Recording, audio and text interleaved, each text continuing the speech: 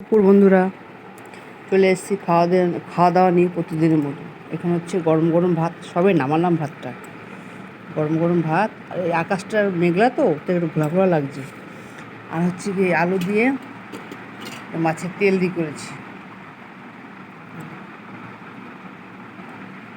এটা হচ্ছে হেলেঞ্চা শাক দিয়ে ডাল দিয়ে, তিতা মানে ডাল বুটি বলে যেটাকে, হালকা তিতা লাগে, বেশ ভালোই লাগে খেতে। এটা হচ্ছে আজকে না ছোটো ছোটো ইলিশ মাছ রেখেছিলাম, সেই ইলিশ মাছ দিয়ে আলু বেগুন দিয়ে পাতলা পাতলা ঝোল করেছি। ইলিশ মাছ যেরকমই রান্না করো সেরকমই ভালো লাগে, কিন্তু একটু বড়ো ইলিশ হলে বেশি ভালো লাগে, ছোটো মাছ তো ওই একদম পাতলা ঝোল। চলো তাহলে খাওয়াটা শুরু করছি। ছেলেও স্কুলে গেছে, আসতে দেরি আছে।